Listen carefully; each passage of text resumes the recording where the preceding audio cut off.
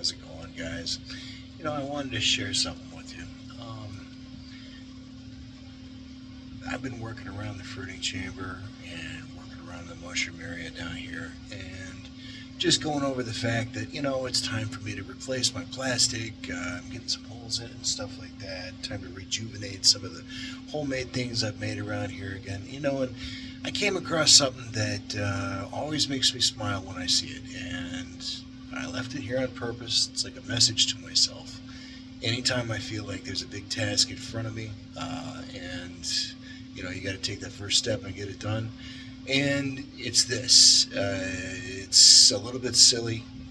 Might not seem like much, but this right here.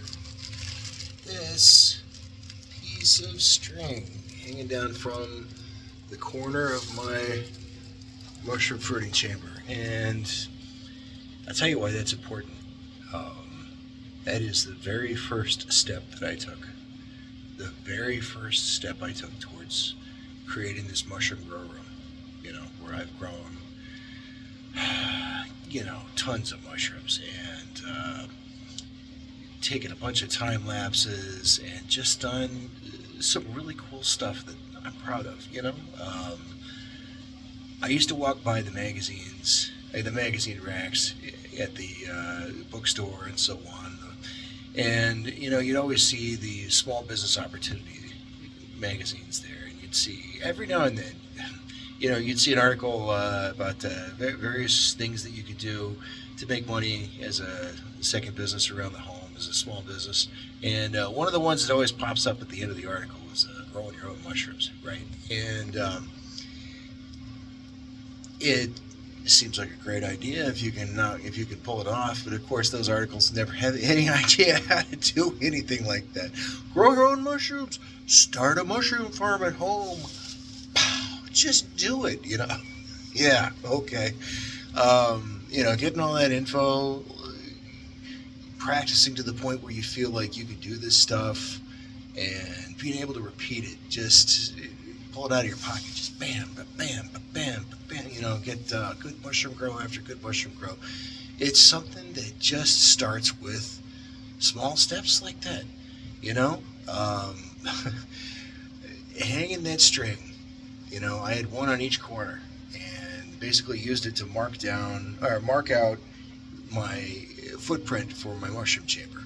And I've got this 22 feet by 7 feet wide mushroom chamber that's as tall as my basement ceiling. It's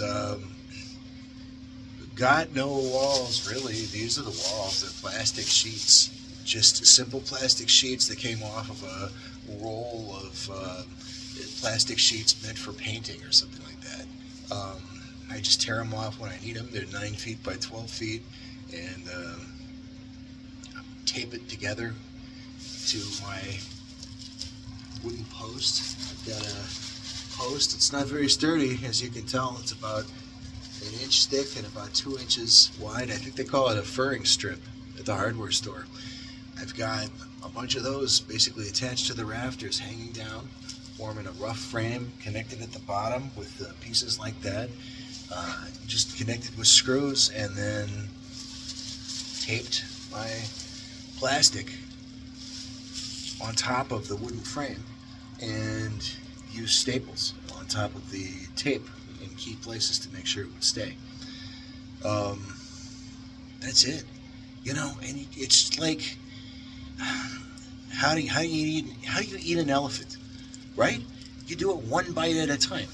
And, my God, I would just sit down here for hours. It's just one bite at a time, and I would go through and just do one thing at a time. I'd move this to here, I'd move this over here, hang something, put up a piece of wood, and however much time I had, I'd just do it, and then I'd knock off and I'd come back to it. And,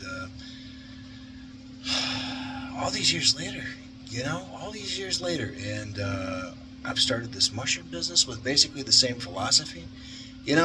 I started this thing with one pressure cooker, and it was not an all-American.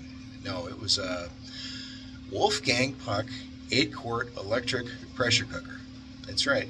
And I used that to create mushroom kits. That and liquid culture.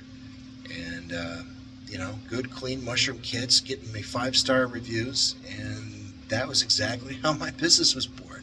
Just little steps, bold little steps, just saying, I'm going to try this. I'm going to do this. I'm going to see what my results are.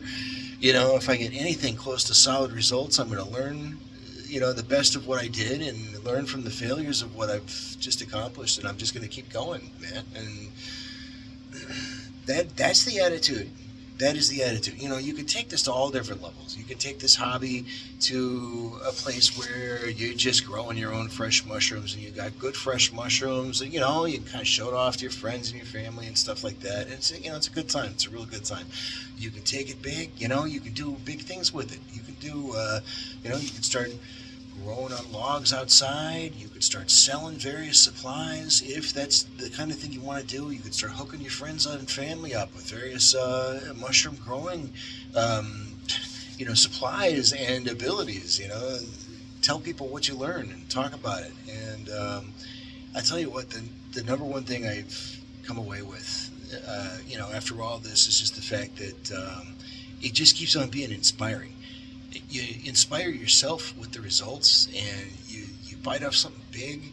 Every now and then you try to do something every single day, and you just take steps forward, and man, it just works. You eat the elephant one bite at a time, and it tastes great.